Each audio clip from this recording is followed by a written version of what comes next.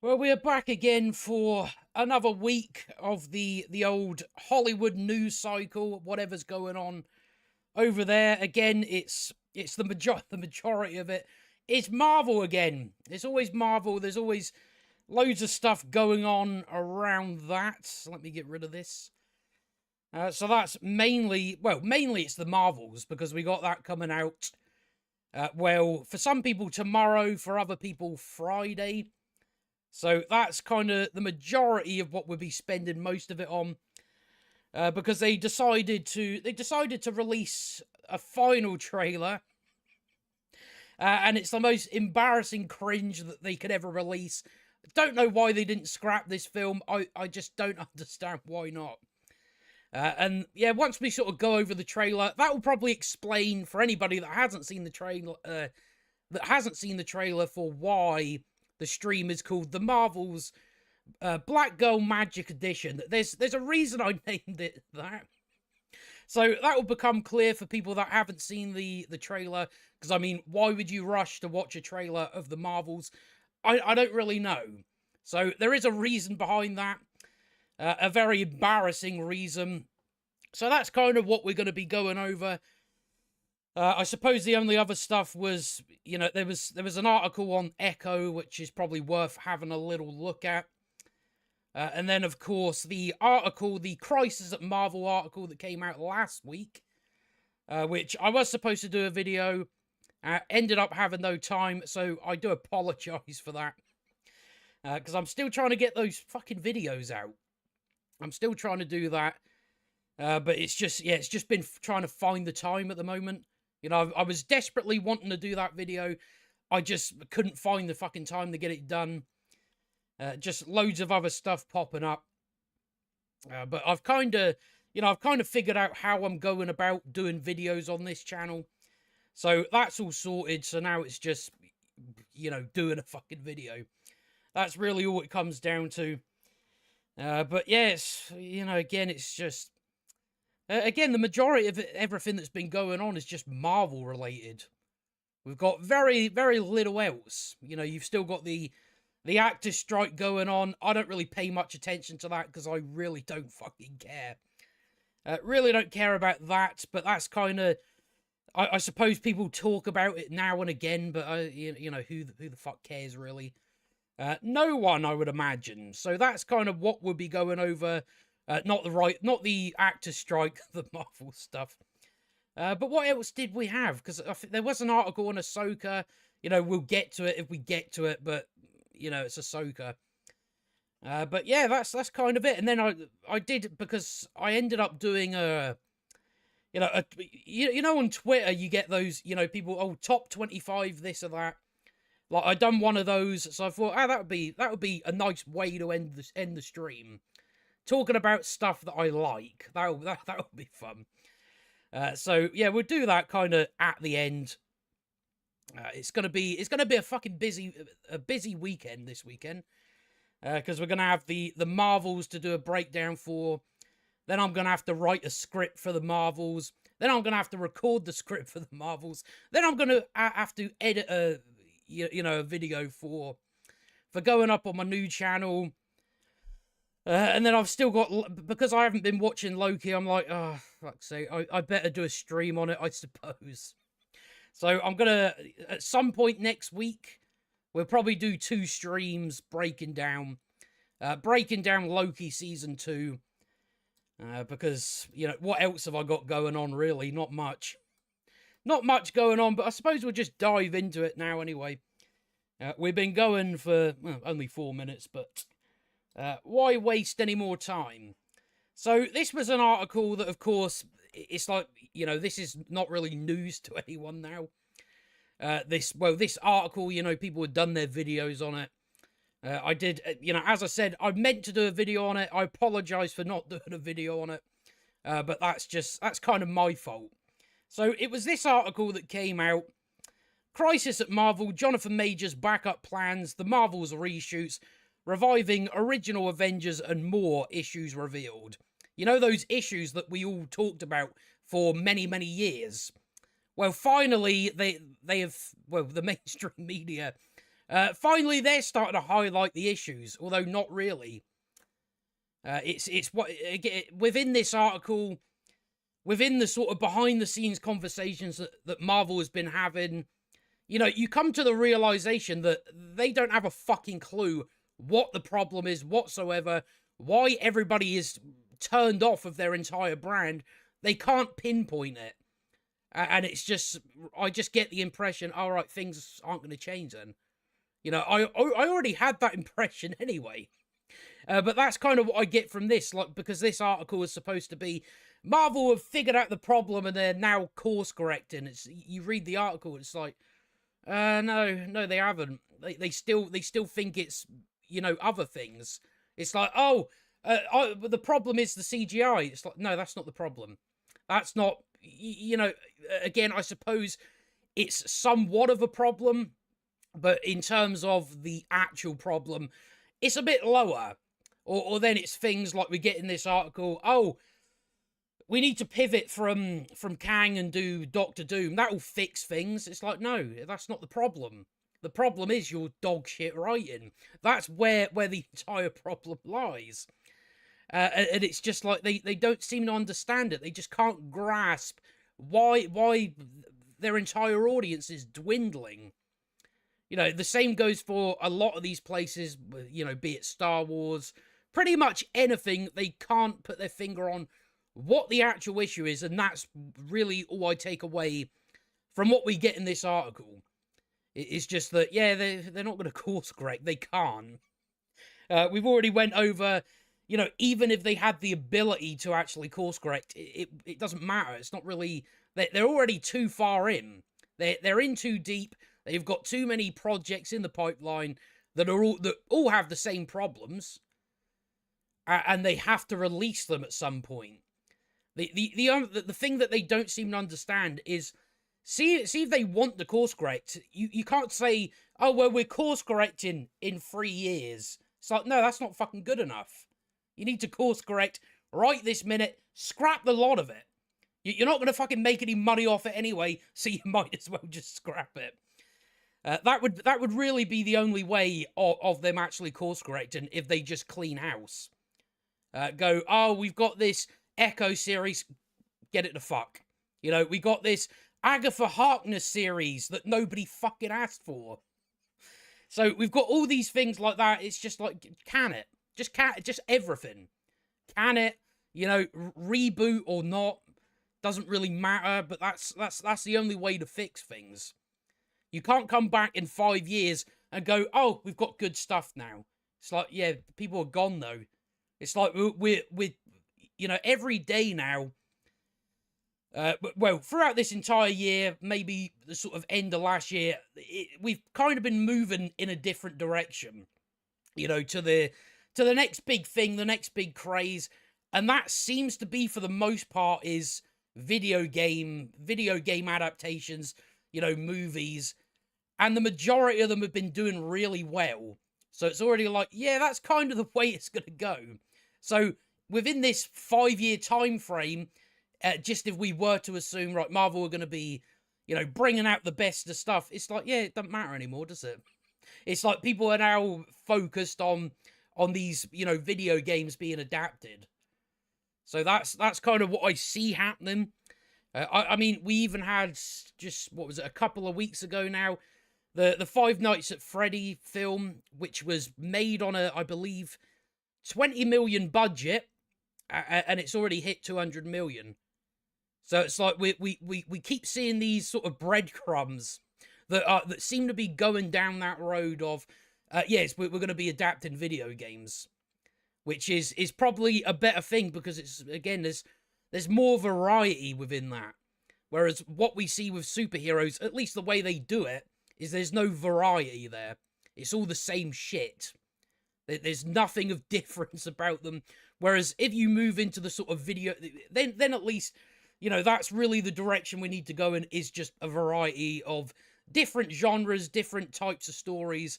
That's really what we want. Not just this monolith of, you know, this is the only thing that's coming. So at least if we do go down the road of video game adaptations, then it's like, yeah, that's probably a better way to go. I mean, you're probably going to get more bad ones than good ones. I think that's you know, pretty obvious. But that's just kind of what we've been seeing. You know, The Last of Us, you know, whatever you feel about it or not. I personally really enjoyed it, thought it was pretty good. It's like that was like really popular. You know, a lot of eyes on that. You then had, I suppose the one after that is the Mario. Well, I would say the one before The Last of Us, probably because I just done a rewatch of it, was probably Arcane. That was, you know, that fucking took off, that show. So then you went into The Last of Us, that took off, and then you went into the Mario Brothers film. I still need to see it. I haven't seen it yet. That hits over 1 billion. And then I don't know if there was another one in between. Five Nights at Freddy. You know, it was a shit film, but there's clearly some, you know, more interest there. So I think that's probably the way we're gonna you know, sort of go. And coming back to Marvel, it's just like, yeah, you waited too long. It's already too late at this point. You know, think another 5 years of shit content, and then we start getting the good stuff. It's like it's done. It's pretty much over. So we'll go into some of this article. I'll try and sort of bullet point it so we don't have to go through the entire thing. Just because I'll zoom in a bit so you can get a good look at it. Just make sure it doesn't. All right, that should do us round. And we'll come out a little bit. But yeah, so this sort of, all this stuff comes from, you know, they had their recent, you know, Palm Springs annual retreat where, you know, usually in the sort of before times, I imagine that, you know, as they say here, you know, the vibe would have been confident and cocky. And of course now where they are, not so much. No, it's just panic. That's really all it is. It is just absolute panic, full desperation. They don't know what to do. You know, they want to fix things. They don't know how to do it. You know, again, even if they had the ability to, it's like you got to get writers. You got to get people that are talented. You know, whether it's experienced people or it's like when it comes to, they don't even have the eye. You know, none of these studios seem to have, you know, an eye for talent. You know, they don't seem to go, right, here's this person that, you know, he hasn't got a lot of experience, but we can clearly tell this is, you know, an up and comer. This is the next, you know, whatever. They don't have that eye either, and that's kind of where they're pretty much fucked. So, you know, as we've went over most of these streams, is even if they want to fix it, it's like you can't. You need talented people. That's the only way to do it. And those people do not want to work for Marvel because they know what it's like. They know you know, it's like you just look at like Multiverse of Madness. You know, Sam Raimi directed. That's not a Sam Raimi movie. Nothing about that film is Sam Raimi. So it's like, why do people with a certain amount of talent, why would they want to go and work for, you know, Marvel, where they don't sort of get to have, you know, what they want to do? You know, so that's really where they're fucked. They need to get talented people, but they don't. Why the fuck? What is there to gain about going over to Marvel? It's just not. It's a career killer. That's you know, if it was back in, you know, roundabout Infinity War, it's like if you worked on a project for Marvel, your career's taken off a bit. Whereas now it's like, nah, your career's dead now. So that's really just where that's why it's like this. I don't see anything ever changing. It's just gonna keep going into irrelevance. That's the only way this is going. So they say this occasion was angst-ridden. They, of course, go into all the Jonathan Majors stuff. You know, they don't know what to do because Jonathan Majors has this trial coming up. So they've now got to consider that if he's found guilty, they're going to have to go a different direction. I just come to the conclusion, it's like, you should already be going a different conclusion, whether Jonathan Majors is innocent or guilty anyway. It's like there's nothing with this Kang. It's like, you know, I do want to say just Kang is a shit idea of a villain, but again, it's like you can make things like that work. You know, you can find a way to make anything work. It's just what they've done with him. It's like nobody gives a fuck about Kang. He's fucking boring. He got beat by Ant-Man. He got beat by communistic ants. It's like there's nothing villainous there. They really fucked up with, especially Quantumania. You know, if they had him kill off Ant-Man, it's like, right, you can kind of work with that a bit more. But if he's beaten by Ant-Man, it's just like it's like I don't want to see. Oh, he comes and fights. You know, it's like, well, he's gonna lose. I already know he's gonna lose. You can't all of a sudden, because I imagine that's what they would try and do. They would try and go, oh, all right, he was beaten by Ant-Man, but he somehow managed to kill, you know, let's say Thor. It's like, well, he got beat by Ant-Man, but yet he could beat Thor. So I wouldn't be surprised by that either. It's just what they've done. He's fucking boring. I don't give a fuck about him. So it's just like, you know, whether Jonathan Majors is found guilty, innocent, whatever, it's like, yeah, you should already be reconsidering it. But they seem to be going... It seems like the reason they did go down the route of Jonathan Majors was just because people were going, oh, he's such a good actor, but he's given shit scripts, so what difference does it make? But that's kind of why they went with Kang. I mean, they introduced Kang in Loki. I think at that point that their plan was not, we're doing Kang. I think they just went, oh, well, people praised him, so let's just do that then. That's probably what happened, because why on earth would you know, show off your next big villain in a fucking Disney Plus show that the majority of people are not going to watch? Why would you do that in the first place? So that's why it was just a last-minute decision. It's like there was no plan around it. It was just, oh, look, the critics are saying how good Jonathan Majors is, so we're going to centre him. There was no legitimate plan. So they should already be done with Kang. So that's when they, you know, it goes into the executives discussing backup plans, including pivoting to another comic book adversary like Doctor Doom. Now, I would prefer to see Doctor Doom, but why the fuck do I want to see Doctor Doom now? It's like, that's why you just get the impression they don't know what the problem is. They don't know why so many people are turned off. And it's like the simple reason, your writing is shit. Your foundational stuff is dog shit.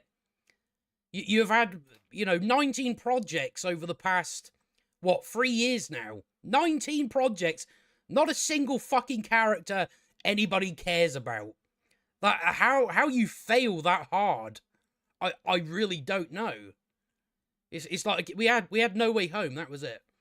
Which again, I don't necessarily count with the MCU because it's fucking Sony, really. But that's the only one you've had where there's been great, you know, really good character work done in there. You know, the plot doesn't make any fucking sense, but the what they do with the characters, that, you know, you've still got some investment in that. So, you know, take away No Way Home, you've got nothing to work with whatsoever. So the idea that you just go, oh, well, now we're doing Doctor Doom, it's like, yeah, but he's going to be he's going to be written shitly as well. So you're going to be in the same position you are with Kang. It's you've changed nothing. Just, oh, we've got another character to ruin. That's really all you got. So I don't know why anybody at this point would go, yeah, let's do Doctor Doom. It's like, why? He's going to be shit. We already know how they do villains. You know, at this point in the MCU, they're all shit. So it's going to be the same thing with Doctor Doom. So pivoting to Doctor Doom, that's not a course correction. That's just going, oh, let's fuck up this now. That's all that is. So that's why I just get the impression. Yeah, you don't know what the actual problem is. You got no idea.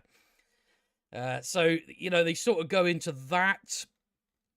I mean, you've even got like a quote in here, which I'm surprised Variety actually put this in here.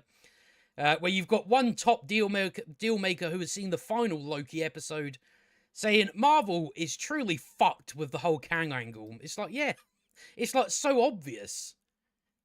But again, it was a last minute decision. They just went, fuck it, let's do Kang, because someone praised an actor's performance, when that's not the problem with the majority of their projects. The problem isn't the acting.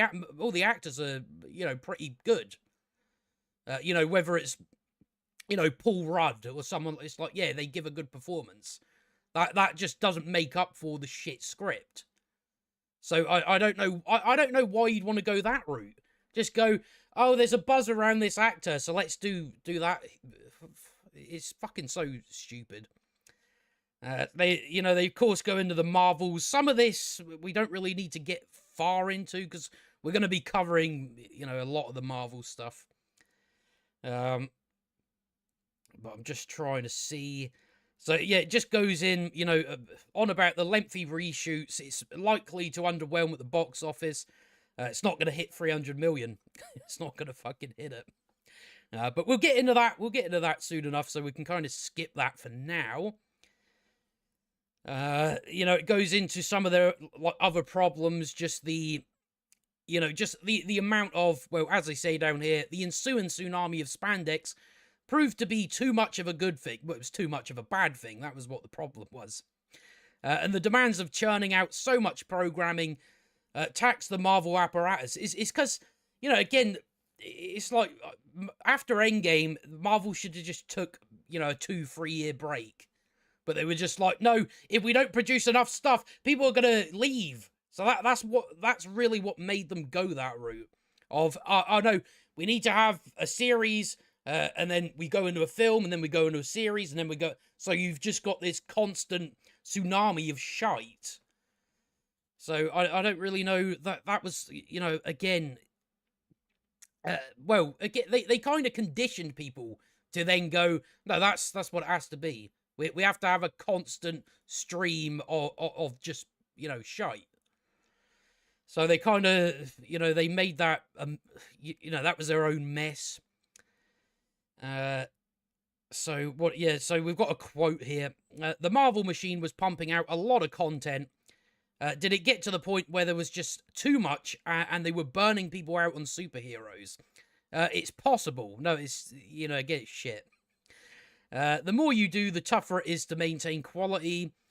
They tried experimenting with breaking in some new characters. Remember those new characters that you can't remember? That you don't care if they're alive or dead, or if they're coming back. Remember those characters? New characters like Shang-Chi and the Eternals. I still haven't seen Eternals or Shang-Chi. I don't think I ever have to. With mixed results. With budgets as big as these, you need home runs. Which a lot of the Marvel's, Marvel's defenders don't seem to understand. That it's like when you're spending, hundreds of millions of dollars on a film, you're looking at, you want about $1 billion. So that's definitely true. You need home runs. They go into more of the Marvels, which, as we know, $250 million budget, which, so it's a film that needs to hit $1 billion to even be considered successful.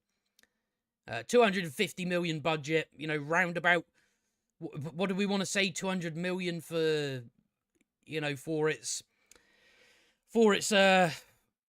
promotion, promotional budget. So it's like you're looking at $1 billion just to break even.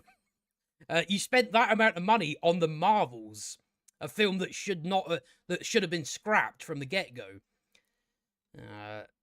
There's some stuff in here about the Marvels, about Nia DaCosta fucking off to start a new film without this one being done.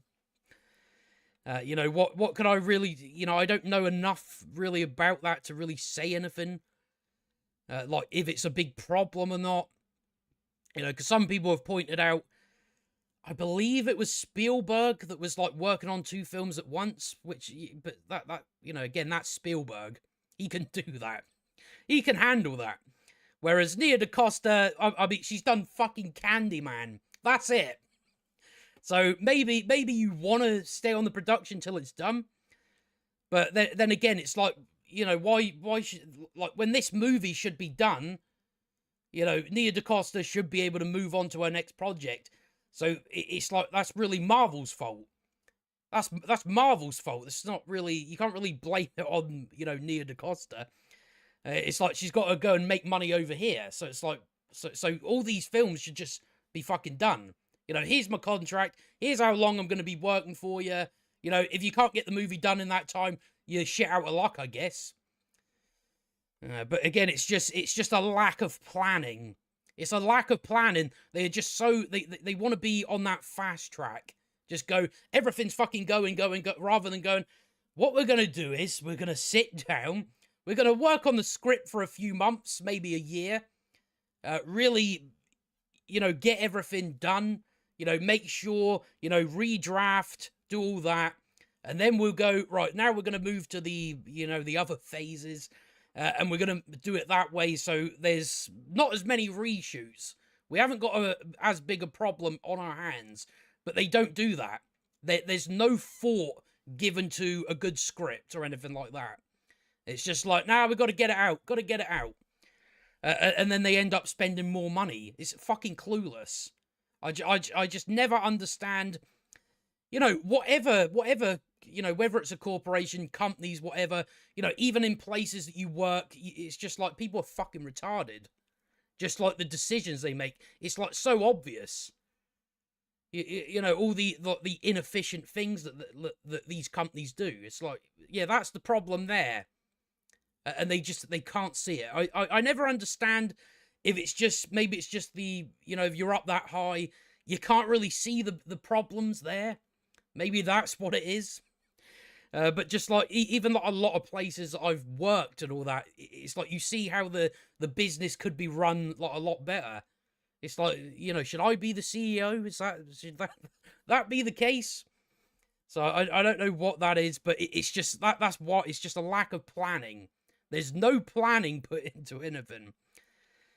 I don't think they say much else on the Marvels, so we can sort of move on because we're going to be getting into that soon enough anyway. For some reason in this article, we do a lot of sucking off Kevin Feige for some reason. I wonder why that is. Where you have, I don't know who this was.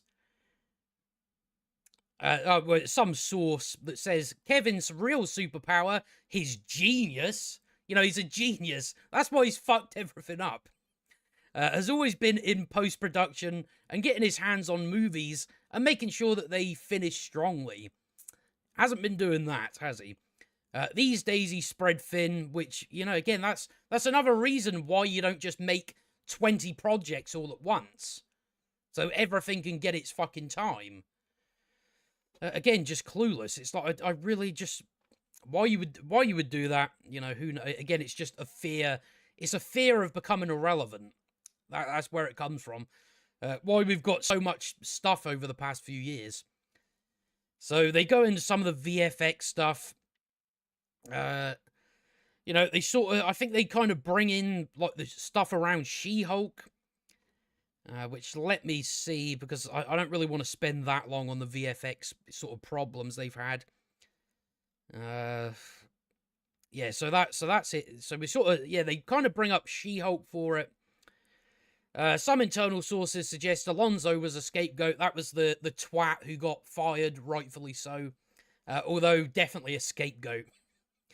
To the She-Hulk VFX issues as a symptom of a deeper rot, namely a lack of oversight on script development.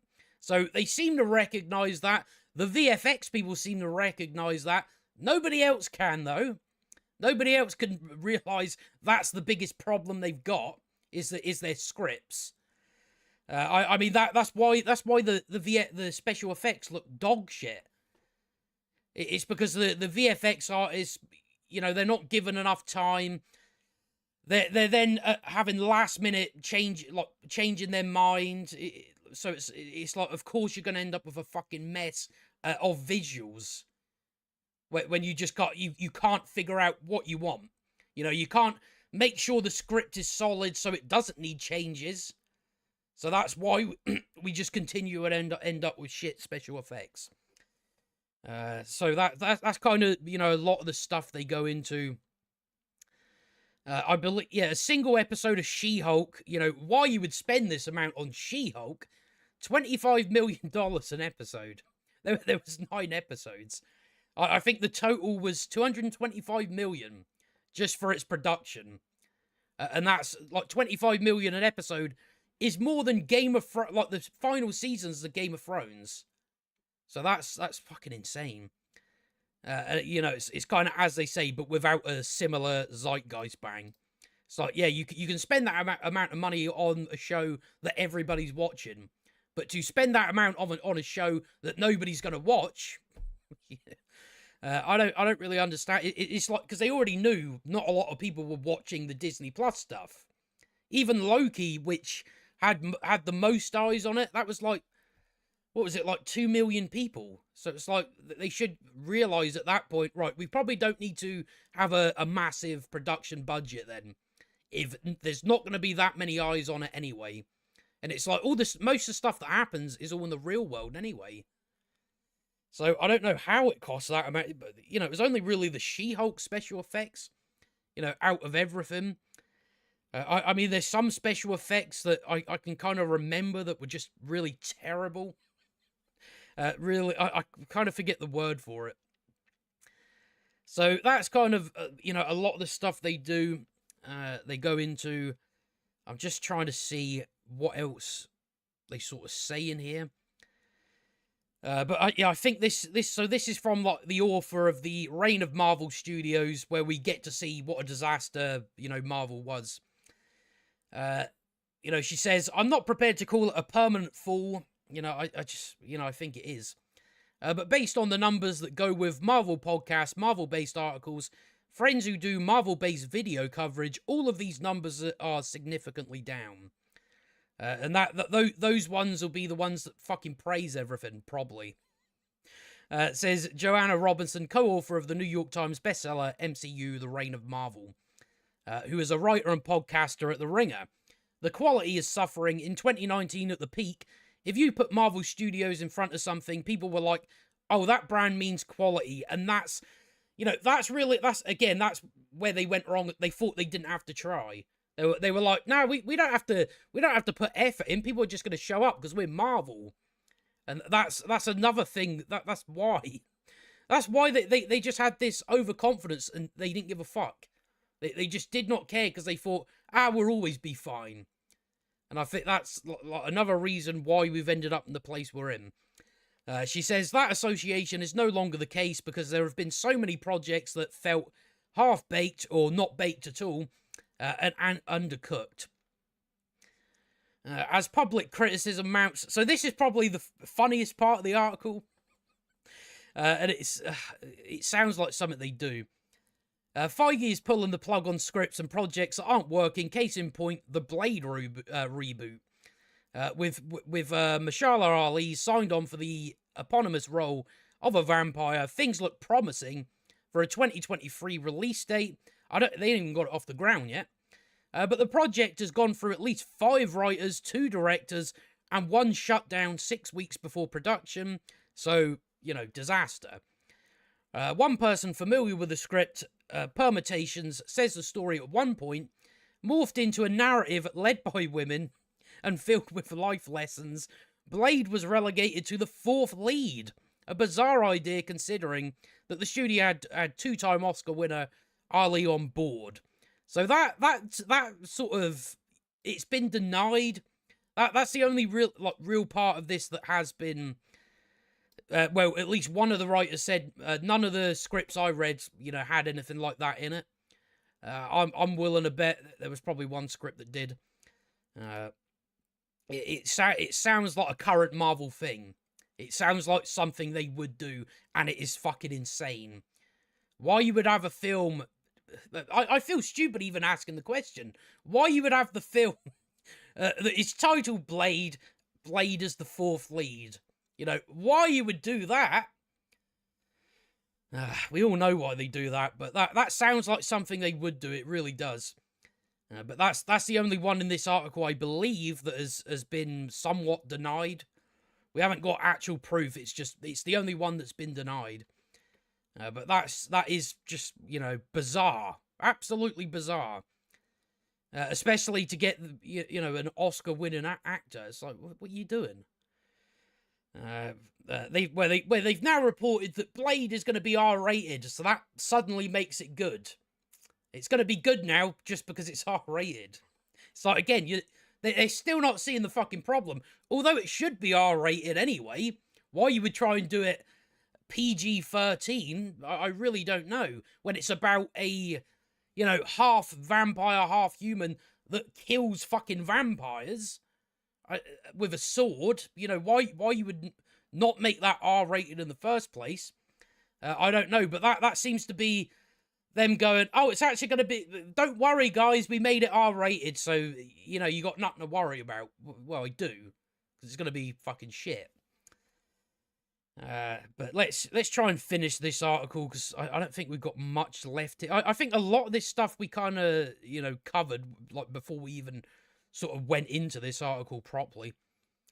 And then this is probably the big one, that they were apparently, as they say here, sources say there have been talks to bring back the original gang for an Avengers movie. This would include reviving Robert Downey Jr.'s Iron Man and Scarlett Johansson's Black Widow, both of whom were killed off in Endgame. Oh no, we got the multiverse, so there's loads of different versions of them, meaning there's no real one, and why should I fucking care? So that's kind of the big one that came out of this. That I did see a clip today where Kevin Feige denied that they had this conversation. They most definitely had this conversation. Because they're well aware of the place that they're in. But that is, yeah, it's as soon as you get a whiff of Robert Downey Jr. coming back to do a film, that is when you can officially say it's over.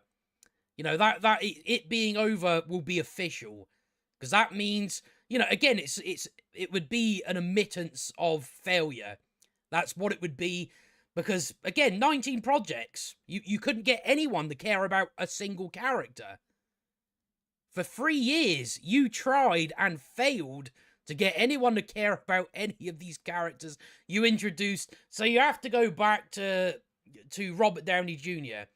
Why Robert Downey Jr. would do it, I don't know why Scarlett Johansson would do it, considering the lawsuit. I don't know why you would expect her to come back. Robert Downey Jr. Have you seen Robert Downey Jr. lately? I don't know why you'd put him in the Iron Man suit now. He's a fucking state. Looks nothing like what he looked like, back in Endgame. Well, they just CGI it, wouldn't they? So I wouldn't see them coming back anyway. They will definitely try. There's been rumors out there that, oh, Robert Downey Jr. agreed to come back. It's like, no, he didn't. There's actors' strike going on. Well, how could he agree to come back if there's a strike for actors? So that was a bullshit rumor going about. But that would be the final nail in the coffin, bringing back Robert Downey Jr. And again, just admitting that you fucked up, which, Marvel don't really want to do that. So I don't really see that happening, but that was kind of the sort of big thing that came out of this article. But I'm just trying to see if there was really anything else, because we've been going for almost 40 minutes. I only wanted to spend about 20 on this. Because people have already fucking, seen all the videos out about it. But yeah, I'd say that'll probably do. But yeah, it's just, again, it's all fucked, as the saying goes. Nothing that they do really is going to make any difference. It's too little, too late. You should have course corrected after, I don't know, Black Widow. That would probably be the good time to do it, not 3 years later. But that's what they've done, and that's why they're in the position they're in. So I think the only thing they try to make it seem like they course correcting. They had this other thing as well that I think we better have a look at. They announced that, like, the new Spotlight brand. This is so they don't have to worry about continuity, because they're not good enough to keep track of it. Because they didn't think what we do is we hire a person that has all the knowledge. It has all the sheets of this is what happened here. This is what that. They couldn't do that, so they've now got to go. Well, we're going to do Spotlight because we can't be fucked with continuity, even though we wanted to create a interconnected universe. They want to move on from that, and apparently this is where all the adult stuff is going to go. The what do you call it? The MA mature fucking whatever. And that's why, so like, yeah, so that article we just read, that came out, and then they released the Echo trailer, and that made, you know, the big super fans of Marvel go, oh, there's going to be blood in it, that's going to make it so good. It's like, nah, it's still going to be shit. So you had some of that. How's it going, Biffa? Yeah, I checked under my bed this morning, I could not find Kathy, but I was ready to, I had a baseball bat by the side. Just in case, because I don't want to be, you know, caught with her. So that's like another announcement that they had was Marvel Spotlight. Just where it's going to be more. I forget what they call it in America, but just you know not fully mature, but just you know a bit more than it was. Which again, it's like that don't fix anything either. So they seem to be making all these decisions. That again just point to, you haven't got a clue what to do. You might as well just cancel everything and pack up, go home. That would be the best option. But that does us with that. It's going to be a long stream today, I think. I think we'll be going close to 2 hours. So, we might as well get into the Marvels anyway, because that's kind of the big thing that's going on. Because we finally have the first reactions a day before it releases, because Marvel said you can't release your reviews at the start of the week in case you review it negatively, which of course the professional critics have praised the shit out of it, so I already know it's going to be terrible. But as it says here, the Marvel's first reactions praise short and sweet, astonishingly wacky film, because we haven't had enough of those in Marvel. We haven't had enough wacky adventures that are more infuriating than anything else. Exactly what a comic book movie should be. What, bad? Because that's what this film's going to be. But let's have a little look at what they're saying. But I don't think this is going to change anything. I don't think critics praising it is going to make people go, oh, I might go and see it then. You know, it's not really going to make a difference. Marvel has finally unveiled its latest tentpole, The Marvels, and film journalists are calling the Nia DaCosta directed tentpole. It's a tentpole movie, guys. Short and sweet, astonishingly wacky, film that's full of girl power. Right, yeah, we haven't had enough of that either. Although many have been hesitant about the superhero movie's potential, with a few already predicting the Marvels as a box office bomb, a surprising number of positive reactions poured in on social media Tuesday night. Washington Post reporter Herb Scribner described the film as exactly what a comic book movie should be. I don't know what that means. Well, Deep Dive host Eric Voss called it astonishingly wacky. So these are the tweets that have been put out, so we'll sort of go through them. We'll go through like 5, because the rest of them are going to be the same. That's every time. Every time it's a Marvel film that comes out, the reviews always say the same thing. Like they've been told what to say. Yeah, put a chick in it, make it lame and gay. So this guy here, Herb Scribner, says, yes, so much yes. This film is so much fun and exactly what a comic book movie should be. What, silly? Like he's about to say, it's funny, silly. That's what we want for comic book movies. We don't want a level of seriousness there. We don't want a level of seriousness with a little bit of levity. You know, that's not what we want. What we want is funny. You know, that meaning shit humor that isn't actually funny. We need silly, which means nothing makes sense. Love the cosmic sci-fi moments, plenty of MCU interconnectivity. Yeah, sure it is. Interconnectivity without being overbearing. That says show more, but fuck it. The Marvels is an astonishingly wacky film. Again, why do you think why do they seem to think fans want to hear that? It's like the whole reason people are, well, you know, just the general public that don't necessarily delve into the writing of the film. But you know, that's one of the reasons people are turned off by Marvel. It's because everything's fucking wacky. There's nothing serious. When someone's dying, it's treated as a joke, rather than, oh no, this is a character we care about. Why are we making fun about them as they die? It's like, did they not hear the criticisms of Thor: Love and Thunder? It's like, that's why everybody hates that film.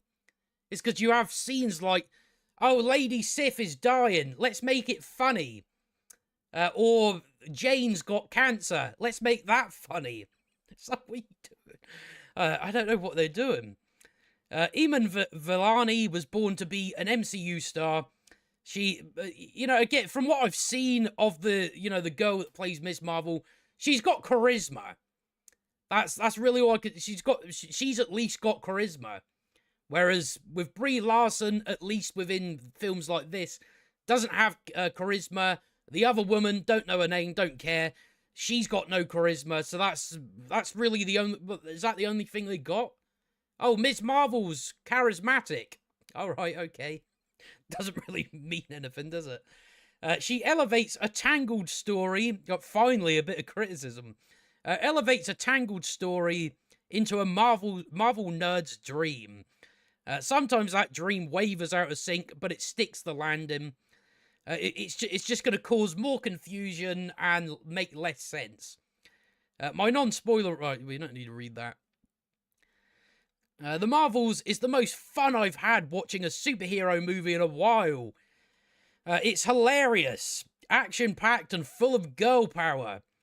Kamala was a standout, and so many moments... So that seems to be the sort of ongoing thing throughout these. The main praise seems to be Ms. Marvel. Or at least the acting for Ms. Marvel. Kamala was a standout, and so many moments surprised me. There was a great balance of the team while dropping shocking bombs that will change everything. Right, so... yeah, it's just gonna... You know, again, it's just gonna cause more problems for its world building, which is in tatters. I went into the Marvels with extremely low expectations, and it wasn't half bad. Iman Vellani and Teyonah Parris. Does everyone have to have names that are hard to fucking figure out how you actually say them? Are easily the highlights. Love their chemistry with Brie. Unfortunately, the story is a huge mess with an underutilized villain. Have you seen the villain? Not much of a villain. And an underwhelming finale. Despite everyone on screen trying their best. Right, finally, we've got some criticism here. The Marvels feels like it lost its battle in the editing room. Scenes don't flow into each other, and you can't tell when the first act or second act begins. There's a few really dope scenes, but studio interference might be to blame. Well, I mean that, and not having talented people writing it. But it's like, yeah, it's gonna be a confusing, garbled mess. It's like we've already seen this with Multiverse of Madness, which 80% of it was apparently reshot, and it's just like nothing makes any sense. So there's going to be scenes that are going to be cut that would actually make things make sense. There's going to be things like that. It's just, you know, again, garbled mess. That's what we're going to get out of something that has had, how many times has it been reshot? 3 times? So it's like, yeah, it's going to be a fucking mess. The Marvels worked for me. Female Avengers team-up movie packs in chuckles, cats, hairballs, and musical sequences. I was really hoping they remember we had the rumours of there's parts of it are musical. I'm really glad they have that in there, because that will be funny. Not in the way that they probably intend, but it would be funny. Much more episodic than a cinematic endeavor. I've heard that as well. That it's like a Disney Plus series. It's like, yeah, they're all like that. But I think that its greatest strength, that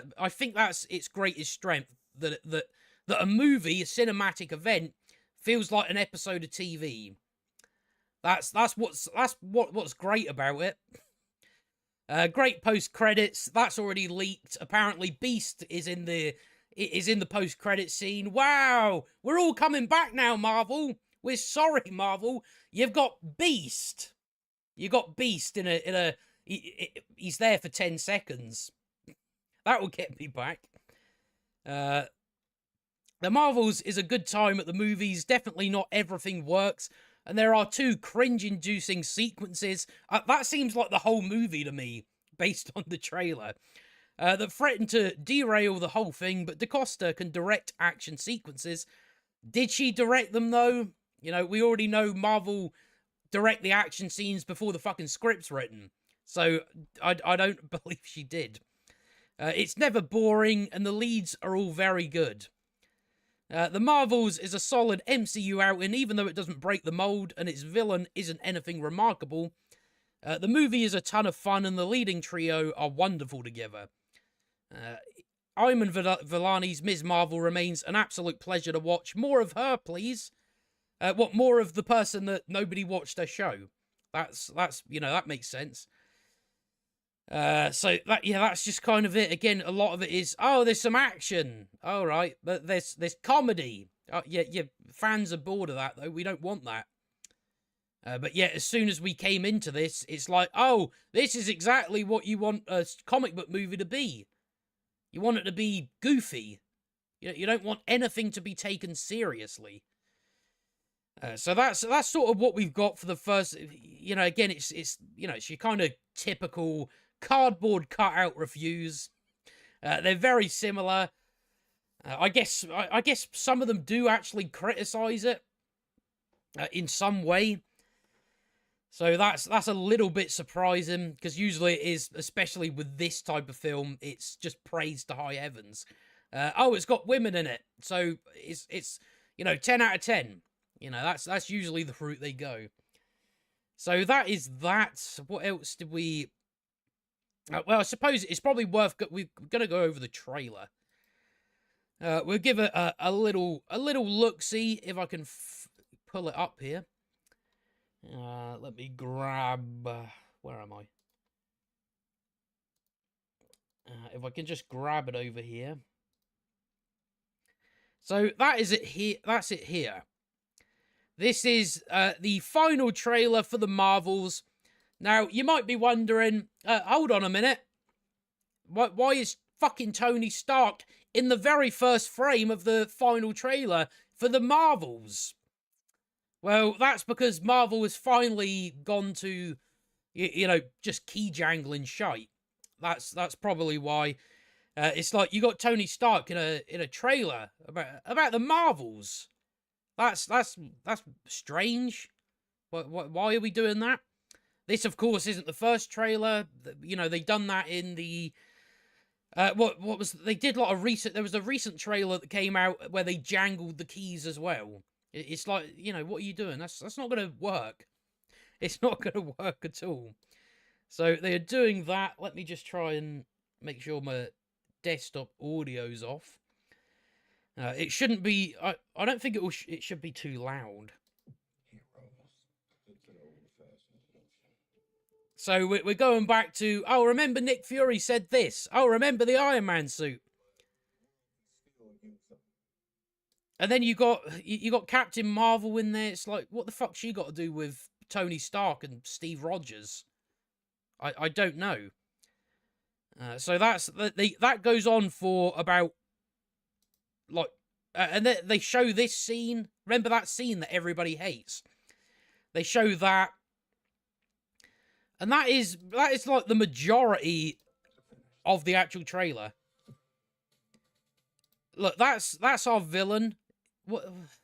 It's just I don't think I've ever seen, like, that's got to be the worst casting that they, like, up there with the worst casting they've ever done. That's our villain. That's the villain they went with. Oh, this person is imposing. She's up there with Darth Vader. So they've already got that. They've already got shit deliveries. This is only just the beginning. Fuck me, this villain's gonna be fucking boring. So we've got energy. So, did you get that? She tore a hole in space.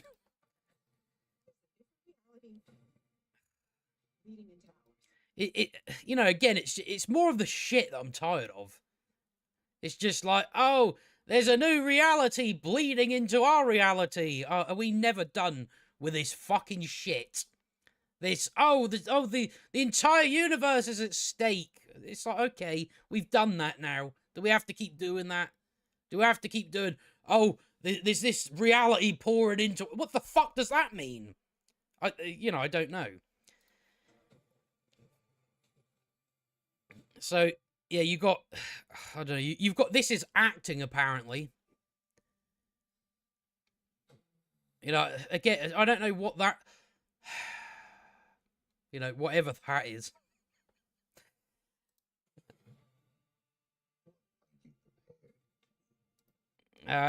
Even with like a few seconds of Nick Fury in this trailer, I'm just like, don't show Nick Fury. I'm still somewhat angry when I see Nick Fury now because what they did to him in Secret Invasion. Ruined, absolutely ruined.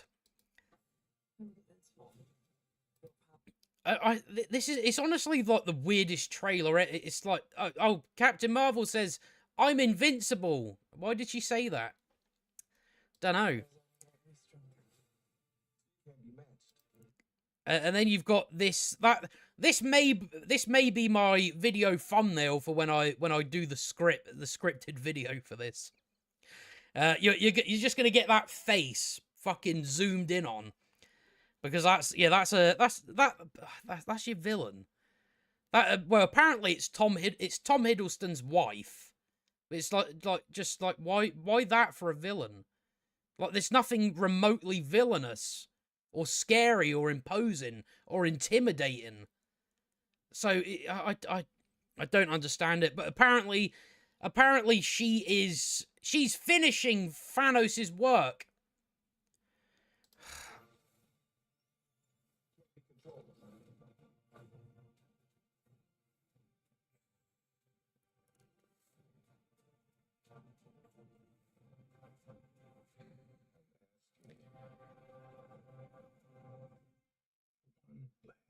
Like, straight away, I reckon. Look how bad that CGI is. You may not be able to see it as clear, but just like that's not Brie Larson. That's plastic. That's absolutely plastic. So they've even got Nick Fury, like, they're like repeating lines from like early on in Marvel.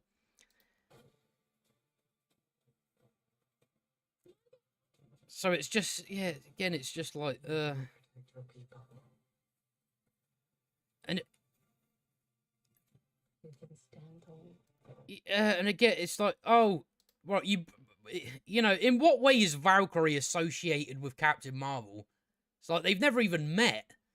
Yet we've got Tessa Thompson, you know, that character, another character, actress that everybody loves. She's making a cameo appearance for whatever reason that may be. If we can actually find, well, we've seen her anyway. But this was the part. This will make sense why I labelled the stream what I labelled it. If we can just move along a bit, it's right after this bit, so you'll be able to hear it here. And by the way, they play the Avengers theme.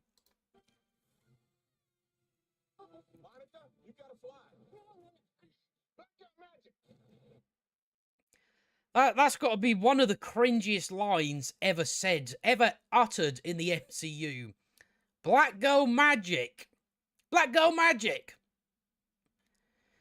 That's really embarrassing. We'll play it again.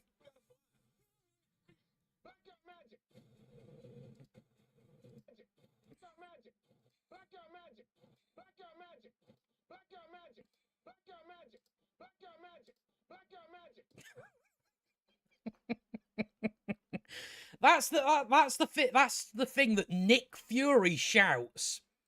Is Monica? It's not, you know. Oh, Monica, get her. No, it's, oh, black girl magic. That's something that Nick Fury would say. At a time, at a moment where someone is plummeting to their death, he's going to make a joke saying black girl magic. He's not just going to go get her. Fucking hell. So we're going to get more, well, you know, what's left of Nick Fury at this point? Nothing. Not Nick Fury anymore. He's just a Skrull. He might as well be a Skrull. But that's like the final trailer that they put out. It's just like this. They got nothing there, really. Your villain looks shit.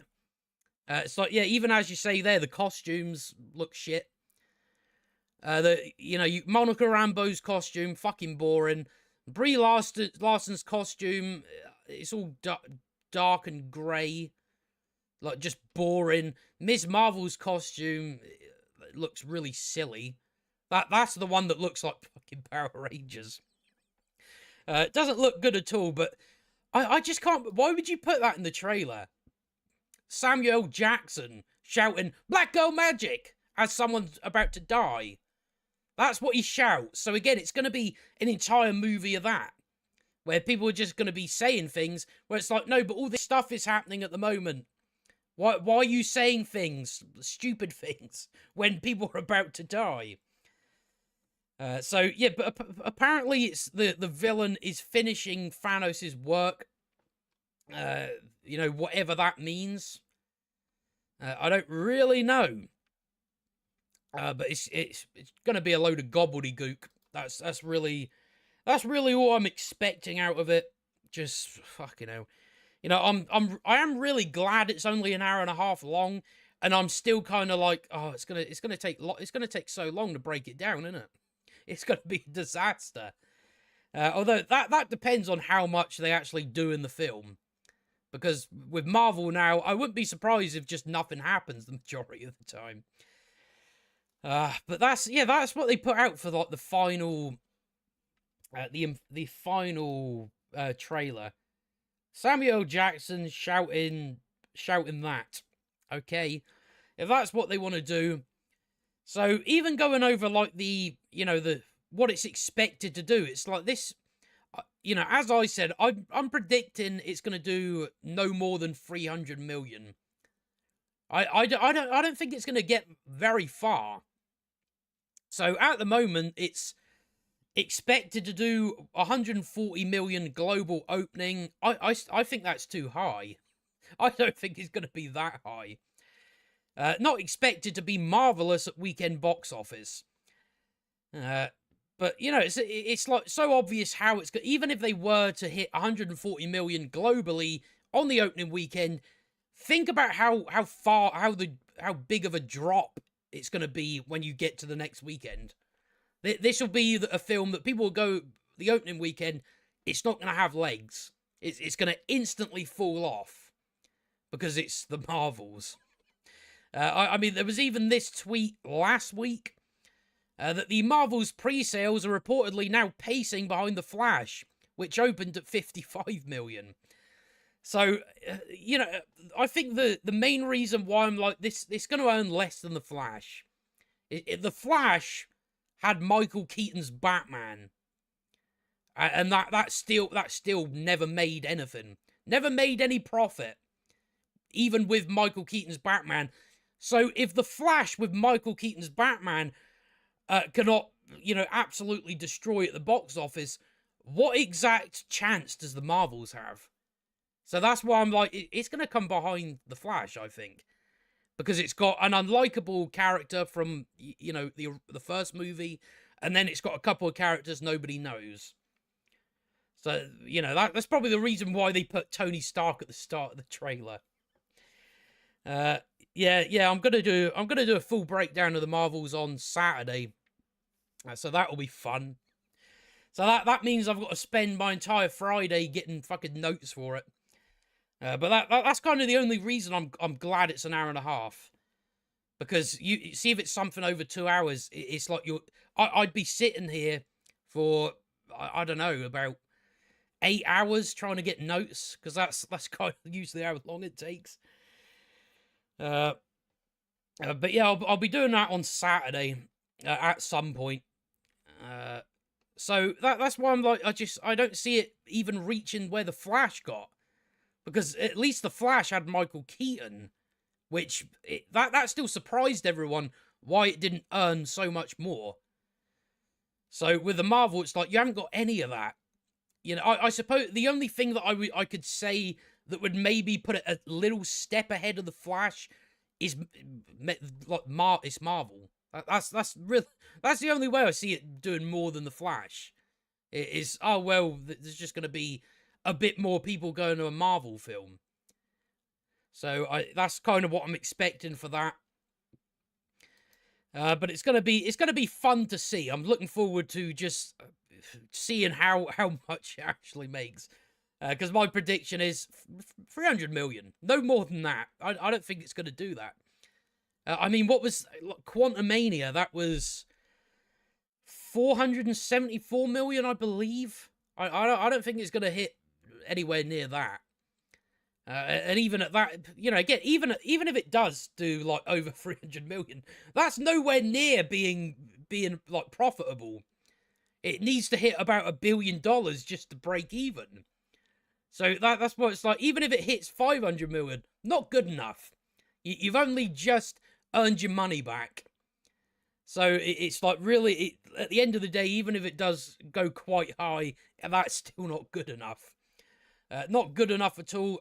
You know, again, it's like, you know, as you were saying, Biffa, in the when I was playing Arkham, you know, talking about the article that came out last week, you know, but they need to lower these fucking budgets. Like that's another thing they need to do to actually make profit. Which the only one they've done it with so far is Blade, where that's a budget of 100 million now. Although that's without fucking reshoots. We're going to see how much it's going to be reshot and things like that. So it's like they are just setting themselves up for failure by putting this amount of money into it. Into any of their films going forward. It's a complete waste of money. Because if you're making it to the point where it's only successful if you hit $1 billion, it's like you got no hope. You got no hope of actually making any profit. So I really don't understand the just... Yeah, I would just scrap everything. It's like, in the long run, it's like you're not going to make any of this money back. So it's like you might as well just fucking throw it in the bin. But they're not smart enough to do that. Not smart enough at all. But I think that's really all I've got for the Marvels. I'm surprised we were so quick with the Marvels. The only sort of other things I had were... you had the... Where was it? The Marvels... You know, you got articles like this. The Marvels director, Nia DaCosta, brags about the film's female representation behind the camera. Do I need to say any more than that? Then, yeah, of course. That's the whole reason for making the fucking film in the first place. What else was there? Because we can just go... I just had a couple of headlines, I suppose, rather than going into the full thing. You had Nia DaCosta endorsing murdering one individual in order to save the many. And I believe this was from like a comment. I believe she made a comment a while ago that, oh, Steve Rogers is actually an anti-hero because he didn't just murder Vision to save everyone. She couldn't quite grasp the reason why Steve wouldn't just murder his friend. She couldn't quite grasp that. She couldn't quite put it into the concept of, like, well, if you're a superhero and, you know, the only way out of this jam is you just murder this civilian that has done nothing wrong, it's like most heroes are going to go out of their way to prevent that. It's like Steve Rogers was trying trying to do it so Vision didn't die. That's what he wanted to do, because that's who he is. He wants to save, even if it's just one person. So she didn't understand that, and I'm like, these are the people you got working on fucking superhero films that can't even grasp that concept. So that was another one. But yeah, that's most of it.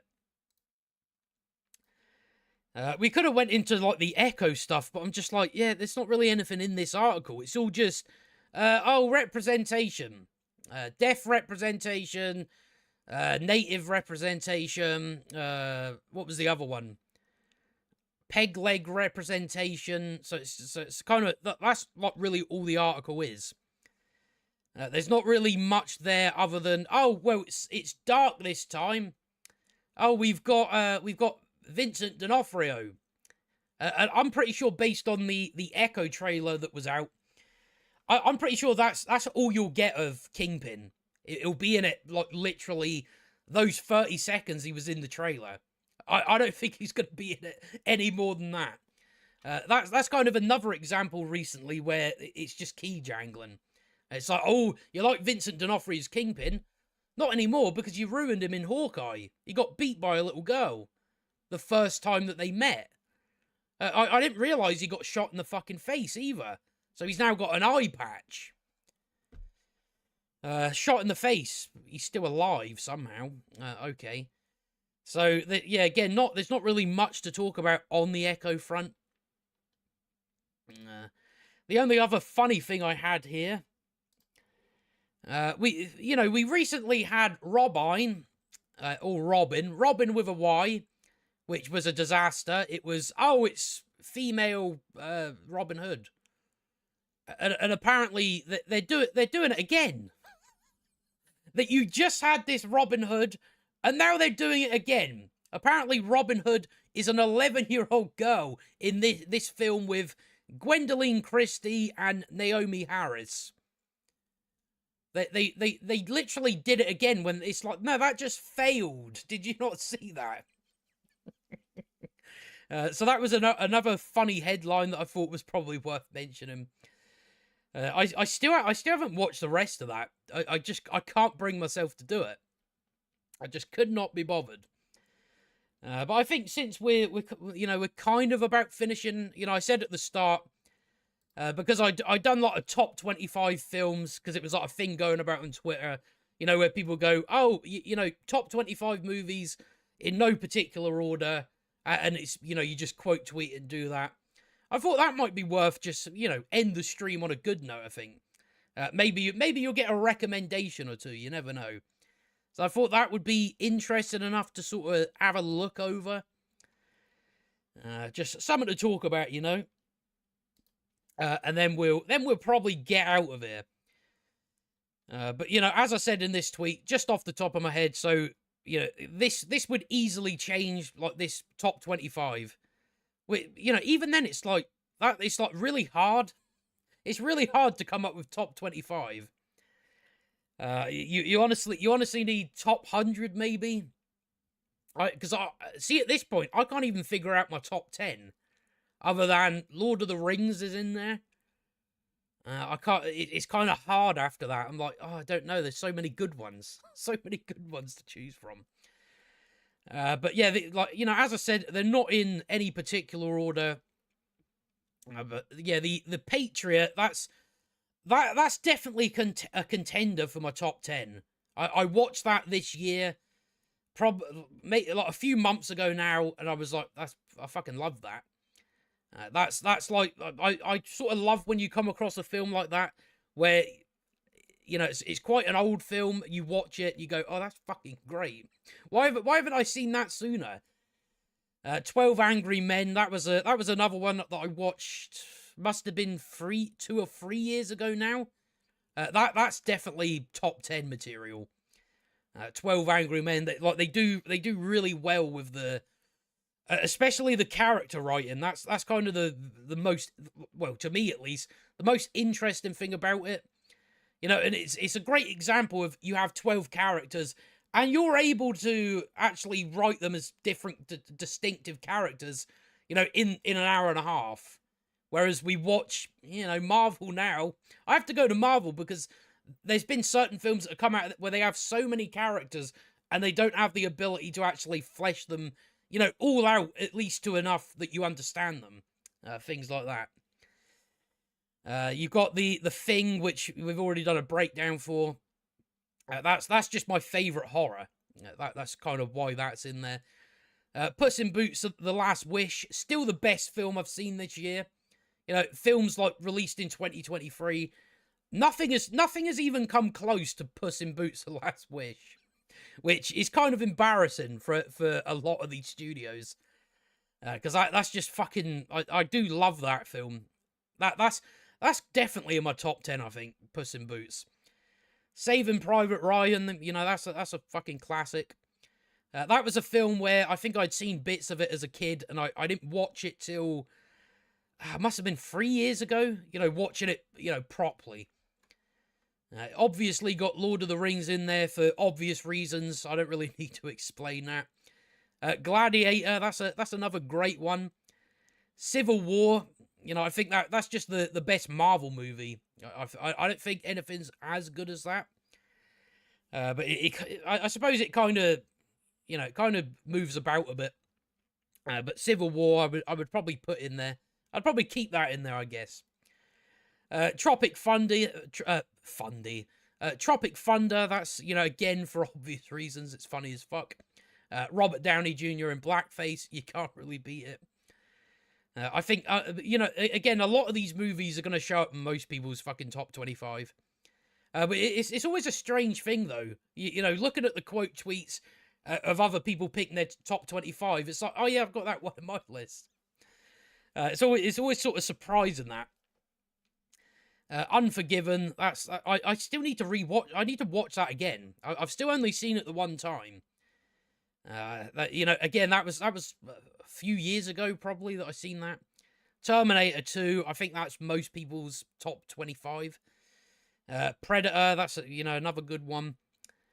Austin Powers, you know, I would put all of them in there really, like rather than just the first one. Casino, you know, it's probably not the best Scorsese film, but I do really like, especially Joe Pesci in there. That was kind of the one that made me realize how underrated Joe Pesci is, especially in that, just how unhinged, you know, just how well he plays it. You know, he kind of plays quite a similar character in a lot of things that he does, but he just does it so fucking well. There's loads of scenes in that film. You know, he stabs a guy in the neck with a pen. Just like the arguments he has, just how threatening he is.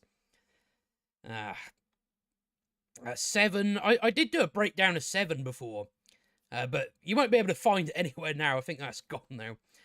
That's probably a good thing to look forward to this Friday. We've got the Marvels. We've also got David Fincher's The Killer that's out on Netflix.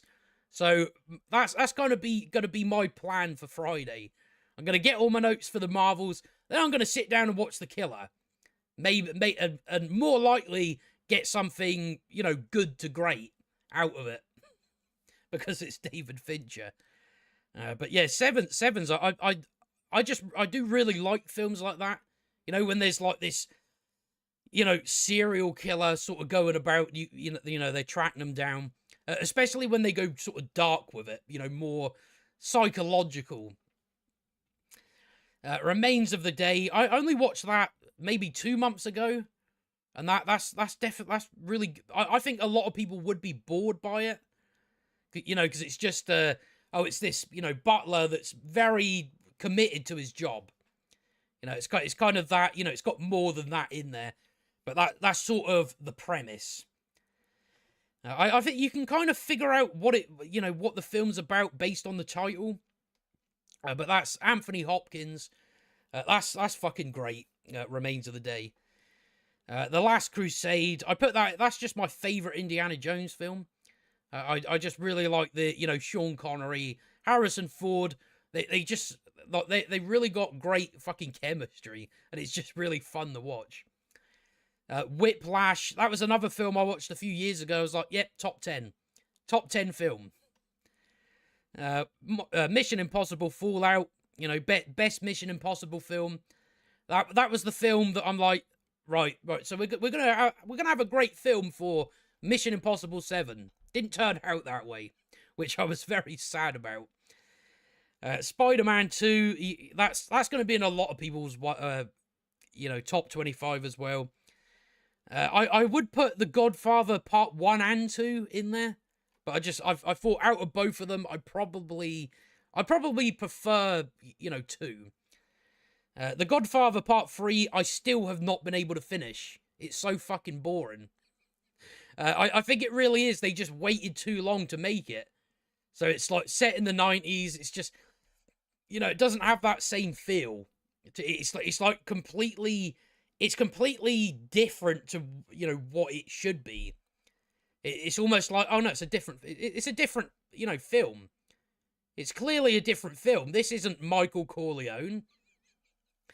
It really just comes. I haven't been able to finish it. I'm just like, there's nothing there that I like. I think it just, part of it is it's set in the wrong era. I don't think they should have taken as long as they did. I think that's kind of what went wrong there. Plenty of cuts of the Godfather saga. Yeah. Joker's in there, but that would probably change, maybe.